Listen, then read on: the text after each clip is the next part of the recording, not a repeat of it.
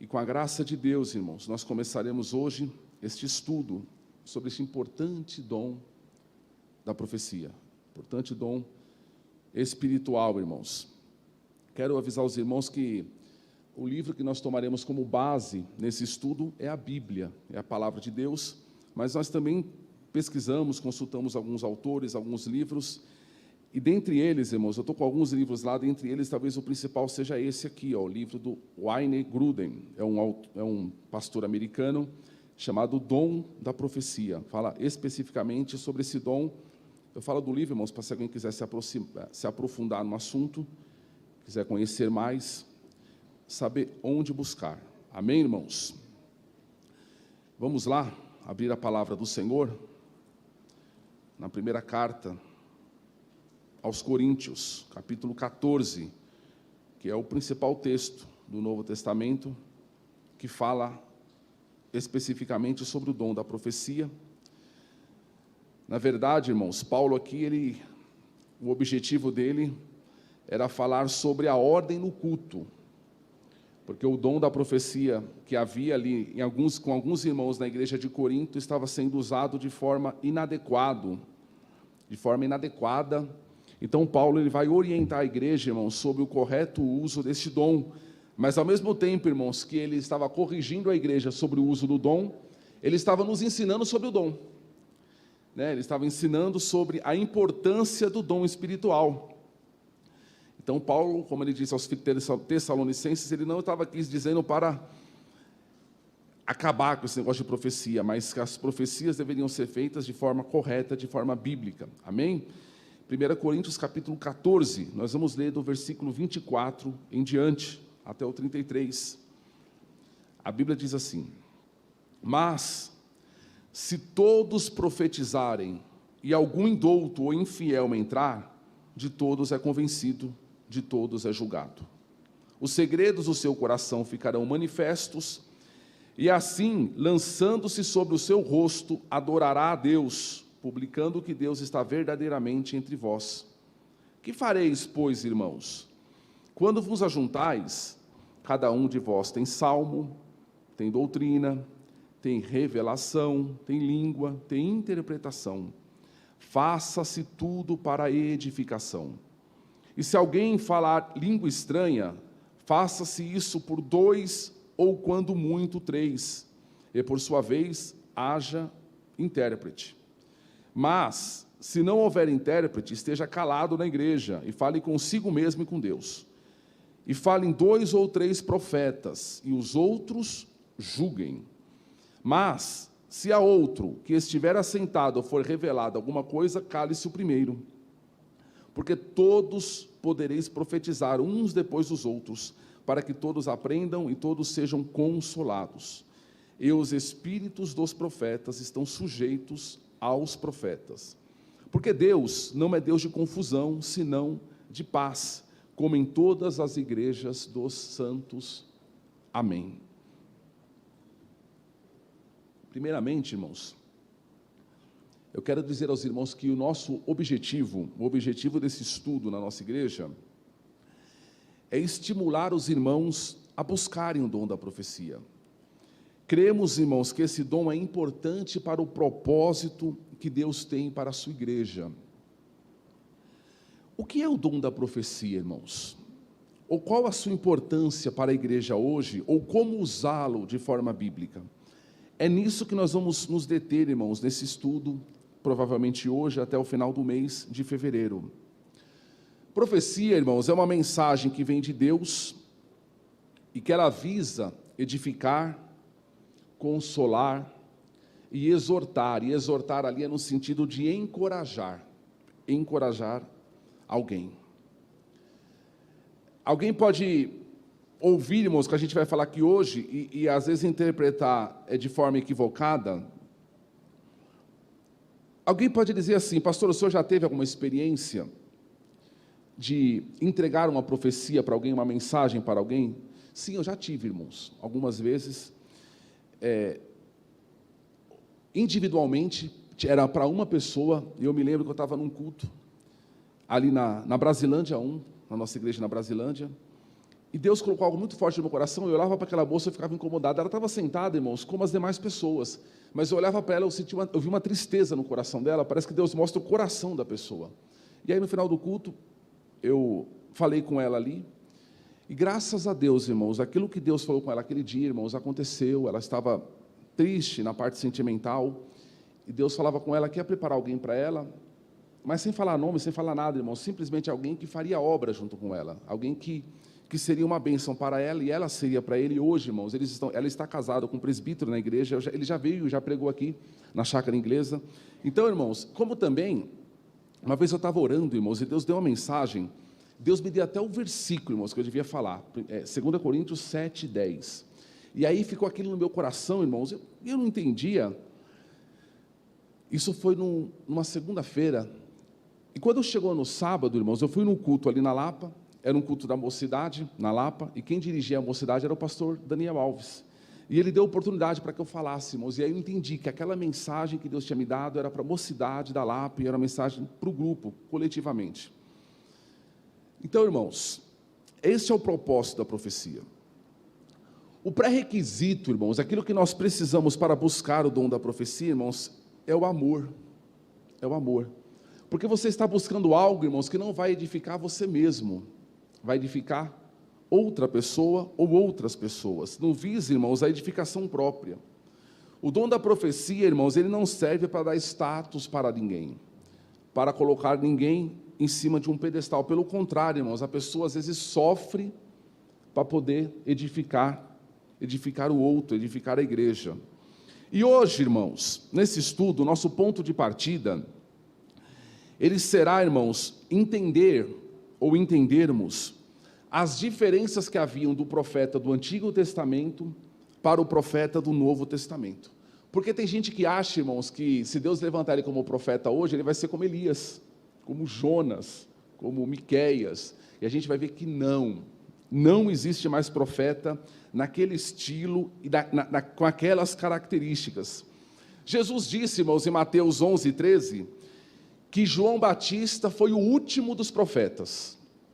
Os profetas foram até João, Jesus disse. O que Jesus quis dizer com isso? Que tipo de profeta, irmãos, de categoria de profeta que Jesus estava dizendo que João Batista era o último? Né? Será que Jesus estava dizendo que o dom da profecia já não existe mais? Não era isso. Mas nos moldes dos profetas do Antigo Testamento, irmãos, já não existe mais. Pensa só, irmãos, vamos pensar aqui um pouco nos profetas do Antigo Testamento. Os profetas do Antigo Testamento eram uma categoria, irmãos, de pessoas que Deus levantava, que tinha uma importância extraordinária dentro da história de Israel. Você tinha lá os sacerdotes, você tinha os reis, você tinha os conselheiros, você tinha os salmistas. Mas, irmãos, talvez nenhuma categoria dessa fosse tão importante quanto os profetas. Eles tinham um destaque especial. Se nós considerarmos Moisés como um profeta, que a Bíblia fala que ele era profeta, inclusive ele profetizou a respeito de Jesus, que Deus levantaria um profeta como ele em Israel. Se nós considerarmos Moisés como um profeta, 2/3 dos livros do Antigo Testamento foram escritos por profetas. 2/3 de cada 3 livros, 2 foi escrito por um profeta. Eles eram, irmãos, no Antigo Testamento, os porta-vozes de Deus, ou o porta-voz de Deus. Eram aqueles, irmãos, pelo qual a vontade de Deus era revelada ao povo. Lembrando, irmãos, que o profeta, naquela época, ele tinha incumbência não somente de levar a mensagem ao povo, mas de explicar a mensagem ao povo, de ensinar a mensagem ao povo, ok? A mensagem, então, que os profetas levavam, irmãos, inclusive, era encarnada por eles. O que eu quero dizer com isso? Toda a vida, quando Deus chamava alguém e dava uma mensagem para ele, no Antigo Testamento, toda a vida dele, irmãos, girava em torno da mensagem. Ele largava, muitas vezes, as suas atividades, a sua vida, para se dedicar àquela mensagem que Deus tinha entregado. Irmão, sofria um profeta no Antigo Testamento, para entregar aquela mensagem que Deus havia colocado nele. Nós estudamos até a semana passada o livro do profeta Amós, e a gente vê que Deus mudou a vida dele, fez ele mudar de região, sai lá do sul, vai para o norte, largou lá o seu rebanho, largou a sua plantação, tudo para poder entregar a mensagem que Deus havia dado a ele. Você vê, por exemplo, o profeta Oséias, que para entregar a mensagem que Deus deu a ele ao povo, o que Deus mandou ele fazer? Se casar com uma prostituta. Vai lá no meio das prostitutas, pegue uma e se case com ela, porque aquela mulher vai simbolizar Israel. Então toda a vida do profeta, irmãos, girava em torno da sua mensagem. Quer ver um exemplo? Livro do profeta Isaías, capítulo 20, do versículo 1 ao 3, profeta Isaías 20, do 1 ao 3 diz assim, ó: no ano em que veio Tartã a Asdod, enviando-o Zargão, rei da Síria, e guerreou contra Asdod e a tomou. Falou o Senhor pelo mesmo tempo, pelo ministério de Isaías, filho de Amós, dizendo: vai, solta o cilício de teus lombos e descalça o sapato dos teus pés. E assim o fez, indo nu e descalço. Então disse o Senhor: assim como meu servo Isaías andou 3 anos, nu e descalço, por sinal e prodígio sobre o Egito e sobre a Síria. E aí ele continua a mensagem. Para que ele entregasse a mensagem que Deus havia dado a ele, irmãos, ele ficou nu e descalço por 3 anos, o profeta Isaías. Então toda a vida do profeta, irmãos, girava em torno da sua mensagem. É assim hoje, irmãos? Não. Deus vai mandar hoje um homem se casar com uma prostituta para que ele cumpra o seu ministério? Não. Deus vai mandar alguém andar descalço na rua ou sem roupa para que ele entregue uma mensagem para alguém? Não. É verdade, irmãos, que a nossa vida deve girar em torno da mensagem do Evangelho. Mas é diferente, irmãos, aqui do Antigo Testamento. Quando a gente olha, irmãos, para esses homens, Samuel, Natã, Isaías, Jeremias, Daniel, qual era o propósito deles? Qual era a autoridade que eles tinham sobre o povo, irmãos? O que acontecia com quem ousasse desobedecer a mensagem deles? Alguma vez eles erraram? O profeta no Antigo Testamento, irmãos, ele tinha 2 características. A primeira, ele era alguém enviado. E segundo, ele portava uma mensagem. Ele era enviado e era portador de uma mensagem. Quando Deus, irmãos, levantava alguém como profeta em Israel, ou seja, Deus enviava um profeta para a nação, essa pessoa ela tinha que ser confirmada como profeta. O povo confirmava como profeta, por meio das mensagens que ele estava entregando ou por meio das visões que ele tinha. Por exemplo, quando a gente lê lá em 1 Samuel, capítulo 3, versículos 19, inclusive foi o texto da mensagem de domingo, 1 Samuel 3, de 19 a 21, eu vou ler para os irmãos, diz assim, ó: e crescia Samuel, e o Senhor era com ele, e nenhuma de todas as suas palavras deixou cair em terra. E todo Israel até Dan, todo Israel, desde Dan até Berseba, conheceu que Samuel estava confirmado por profeta do Senhor. E continuou o Senhor a aparecer, a aparecer em Siló, porquanto o Senhor se manifestava a Samuel pela palavra do Senhor. Então, irmãos, a pessoa ela era levantada por Deus como um profeta, ela levava ali a sua mensagem e o povo reconhecia, o povo confirmava aquela pessoa como um verdadeiro profeta em Israel. Então é o seguinte, a principal função deles era levar a mensagem de Deus ao povo, né? Eles deveriam ser enviados pelo Senhor com esta mensagem. Tanto é, irmãos, que sempre que Deus chama a atenção dos falsos profetas, o que Deus vai dizer? Eu não os enviei, e eles foram. Não foi eu que enviei. E se Deus não tinha enviado, consequentemente eles não tinham a mensagem. Mas eles foram correndo, foram com visões que não são minhas, foram com palavras que eu não coloquei na boca deles, mas eles foram. Essa era a forma de Deus chamar a atenção para os falsos profetas no Antigo Testamento. Ou seja, irmãos, essa definição de mensageiro traz a ideia de alguém que não tinha uma autoridade própria. Não tinha uma autoridade própria. Por exemplo, você pega como é que chama? Um representante de outro país, aqui, um embaixador. Você pega o embaixador de um país lá, o embaixador da França aqui no Brasil. Se ele for no governo brasileiro levar uma mensagem, a mensagem é dele? Não, a mensagem é de quem ele está representando. A mensagem é do governo francês. O profeta tinha essa questão, ele levava uma mensagem, mas que não era dele, era de quem ele estava representando, era de quem o enviou. A credencial, irmãos, não era dele, era de quem estava por trás, de quem tinha mandado ele. Então, irmãos, o profeta era alguém enviado e alguém com uma mensagem. É interessante, irmãos, que a gente tem na Bíblia o exemplo de alguém que não foi enviado e alguém que não tinha uma mensagem. Mesmo assim, ele foi. Quando Absalão, o rei de Davi, morreu, e como é que Absalão morreu, irmãos? A Bíblia fala que estava numa guerra, ele era cabeludo, ficou pendurado numa árvore pelo cabelo, né? Ficou ali entre o céu e a terra. Tem gente que está assim, entre o céu e a terra, pendurado por uma vaidade, né? Aí que aconteceu? Joabe viu aquilo, irmãos, viu uma oportunidade, e matou o filho de Davi, porque o filho de Davi, Absalão, tinha se levantado contra o próprio pai. Ele foi lá e matou. E aí Joabe, irmãos, que era o general do exército, ele tinha que pegar alguém e mandar alguém para levar a mensagem a Davi. Olha só, alguém tinha que ser enviado com uma mensagem. Isso ilustra bem o papel do profeta. E aí o que aconteceu? Chegou um homem chamado Aimaas, e falou assim para Joabe: deixa eu vou e corro e levo a mensagem, deixa eu ir. E Joabe falou para ele: não, hoje você não vai ser o portador, você fica aqui. Aí Joabe chamou um etíope, um cugita, né, dependendo da versão, os etíopes já são bons para correr desde aquela época, irmãos. Chamou aquele etíope e falou assim: você vai, e você leve a mensagem para Davi. E o menino foi, saiu para levar a mensagem para Davi, que o filho de Davi tinha morrido. E aí, quando ele saiu, o Aimaas chegou para Joabe e falou assim: deixa eu ir atrás dele. O Joabe falou: vai, pode ir.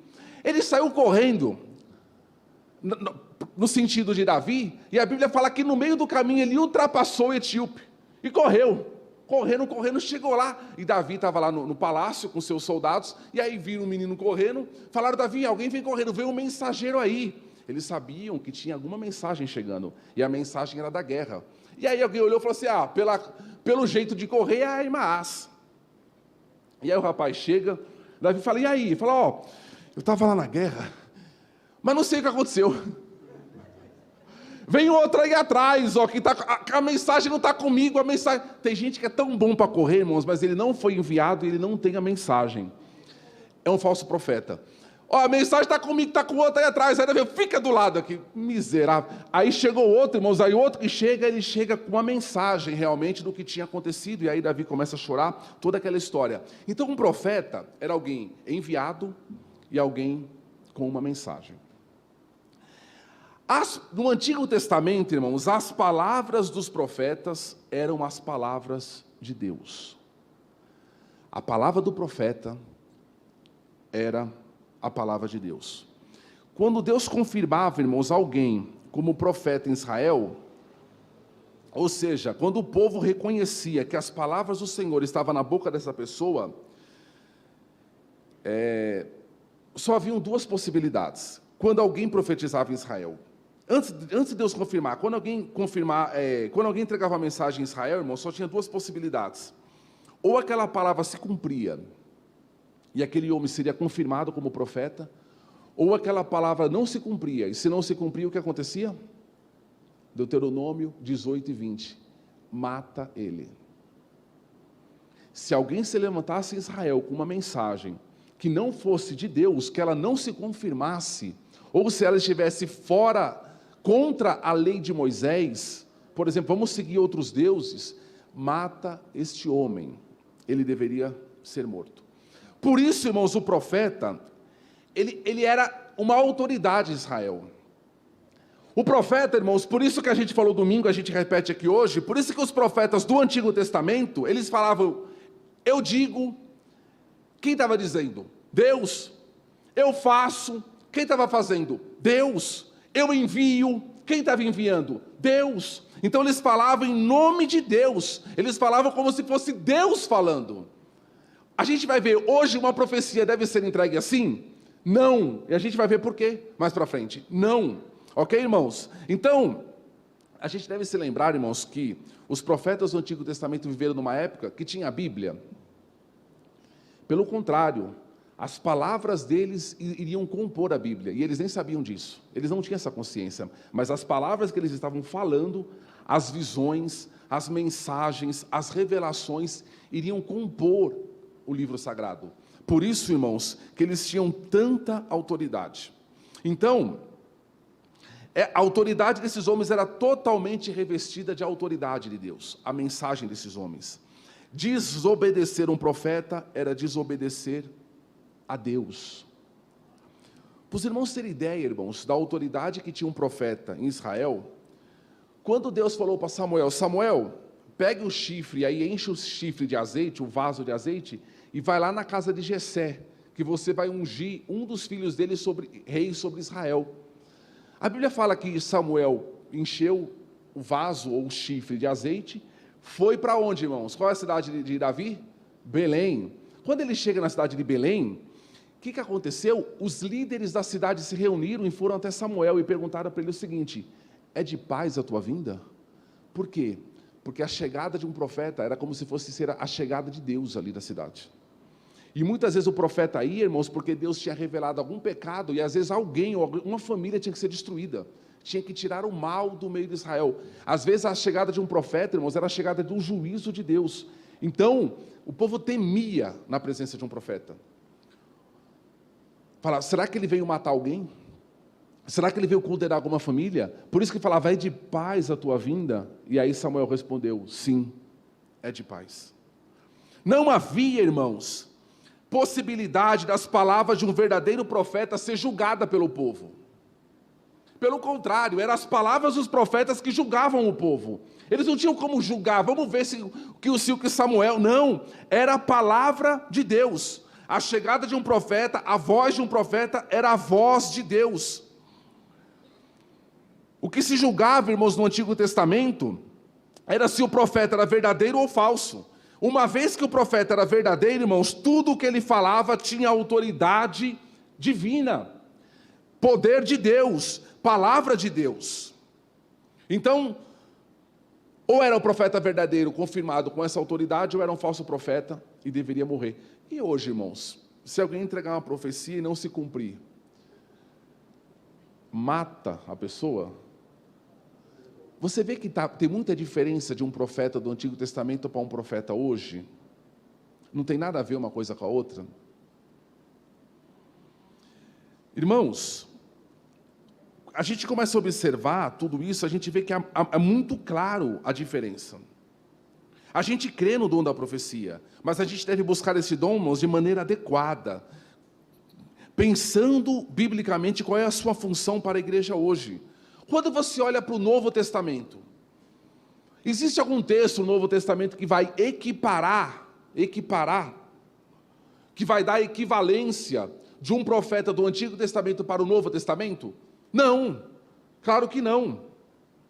Quando a gente examina, irmãos, o Novo Testamento, quais eram os homens que tinham essa autoridade dos profetas do Antigo?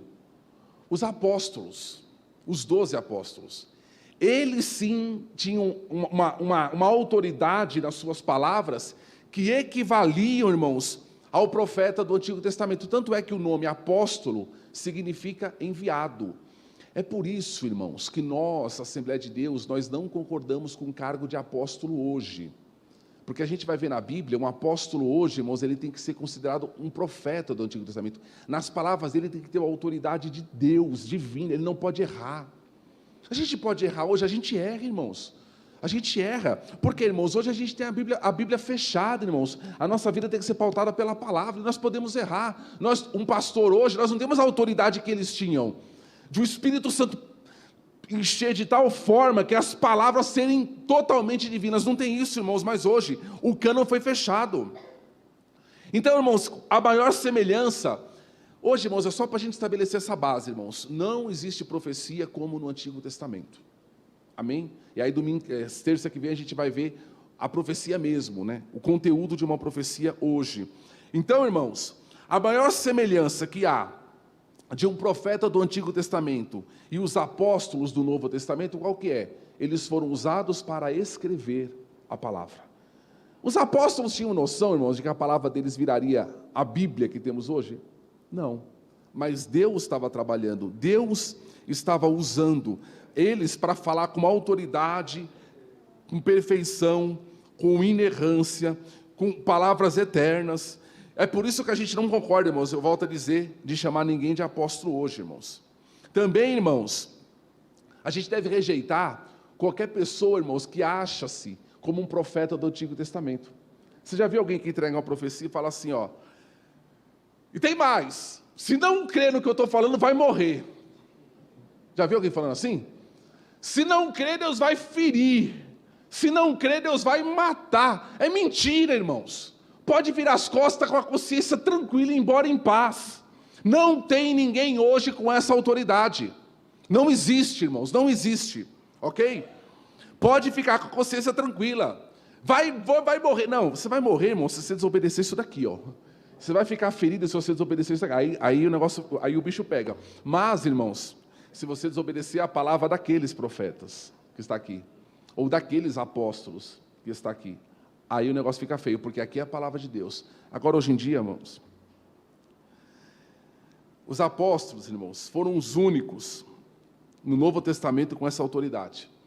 Você vê, irmãos, a autoridade que tinha um apóstolo, lá em Atos, a igreja era tão maravilhosa, irmãos, que as pessoas se convertiam e elas queriam abrir mão do que tinham, às vezes, irmãos, para que todos tivessem uma vida comum. Você não tinha naquela igreja alguém muito rico e alguém muito pobre. As pessoas vendiam e colocavam nos pés os apóstolos, irmãos. Olha que coisa, isso é único na história. Eu nunca ouvi falar de outra, é único. Colocava nos pés os apóstolos repartiam, irmãos. Todo mundo vivia ali uma vida muito, muito igual. Só que apareceu um casal lá, metido a esperto, que vendeu uma propriedade. Isso não era obrigatório, não era lei. Eles faziam voluntariamente, eles faziam de coração. Pedro nunca falou, ó, quem se converter tem que vender a sua casa, o seu carro. Nunca, nunca. Eles faziam de coração. Mas aquele, irmãos, eles viram que teve um homem chamado Barnabé que fez e que a igreja gostou. E ele ali, né, a igreja glorificou a Deus pela vida de Barnabé. E aí teve um casal lá, falou assim, vou fazer igual. Só que eu vou fazer diferente. Vou fazer igual, mas diferente. Eles venderam uma propriedade, seguraram parte do valor e entregaram a outra parte. Aí Pedro, irmãos, chega para o camarada e fala assim, fulano, Ananias, você vendeu a propriedade, portanto, foi portanto. Ele caiu morto na frente de Pedro. Morto. Os irmãos lá foram levar o corpo do coitado Ananias para enterrar Ananias. Quando eles estavam voltando, chegando na igreja de novo, chega a esposa dele, Safira. Safira, você vendeu, portanto. Foi, portanto. Morreu também. Por quê, irmãos? Estava mentindo para um apóstolo. Era como se estivesse mentindo para Deus. Eu já vi muita gente mentir para pastor, irmãos. Nunca vi ninguém morrer. Irmãos, ia faltar cemitério. Ia ter que ter um cemitério só para a igreja, só para nós. Cemitério dos cristãos mentirosos. Ia ter que ser grande o negócio, ia ter enterro todo dia. Você entende, irmãos, que não existe em nós hoje essa autoridade que havia neles? Era um momento específico, exclusivo, irmãos. Se alguém chegar para você e falar, se não crer morre, é mentira. É mentira, porque a Bíblia já está fechada, senão seria uma tremenda confusão, irmãos, nos nossos dias. Tem muita gente confusa, irmãos, porque fica às vezes se martirizando com a profecia, às vezes que não tem nada a ver, irmãos. Eu conheci um irmão que, há uns 10 anos atrás, ele recebeu uma profecia que ele ia morrer naquele mês, irmãos. Ele está vivo, casou, faz pouco, ele era solteiro, quando ele ia morrer solteiro, miserável. Casou, irmão, está vivinho da Silva. Não existe mais isso, irmãos. A profecia hoje, ela tem outro propósito. Existe profecia hoje? Existe. Deus fala por profecia. Embora, como um teólogo falou, embora a Bíblia já esteja fechada, irmãos, Deus não ficou com dor de garganta e nem perdeu a voz. Deus continua falando, mas de forma diferente e com outros propósitos. E não da forma que ele falou aqui. Da forma que ele falou aqui é única. É única. E da forma que ele falou aqui é isso que vai nos guiar, irmãos. Amém, irmãos? Vamos avançar aqui, irmãos, para a gente já acabar. A palavra dos apóstolos, irmãos, ela tinha tanta autoridade que quando eles escreviam, Paulo, por exemplo, falava assim, ó, que se alguém não crer nessas palavras, nessa carta que eu estou escrevendo, seja anátema, seja maldito eternamente. Alguém pode, irmãos, um pastor escrever hoje e falar, se alguém não crer na carta que eu estou escrevendo aqui, ou nesse e-mail, ou nesse WhatsApp que eu estou mandando, vai ser anátema. Não existe, irmãos, não tem como. Então, rejeitar as palavras dos apóstolos era rejeitar a palavra de Deus. E alguém fala assim, pastor, não concordo com nada disso daí. Então você está na igreja errada. Sabe por quê? Eu fiz questão de trazer hoje, irmãos, aqui a Bíblia pentecostal, a Bíblia de estudo pentecostal. Essa Bíblia que eu ganhei quando a gente casou, irmãos, em 2010. Na página 1815, irmãos, eu até anotei aqui, é um comentário, é um comentário que está nela. Olha o que a nossa igreja, a declaração oficial de fé da nossa igreja diz. Página 1815 fala assim, ó. A mensagem do profeta atual não deve ser considerada infalível. A mensagem do profeta atual não deve ser considerada... O que é infalível? Não tem falha. Perfeita. Não. Ela está sujeita ao julgamento da igreja, de outros profetas e da palavra de Deus. Na página, irmãos, 1763, um estudo, irmãos, hoje, ele diz assim, ó, a profecia que Paulo está falando aqui no capítulo 12 a 14 de 1 Coríntios, não tem inerente em si mesma a autoridade ou infalibilidade que a Escritura, que a palavra de Deus. Embora provenha do impulso do Espírito Santo, esse tipo de profecia nunca pode ser considerada inerrante. Sua mensagem sempre está sujeita a misturas e erros humanos.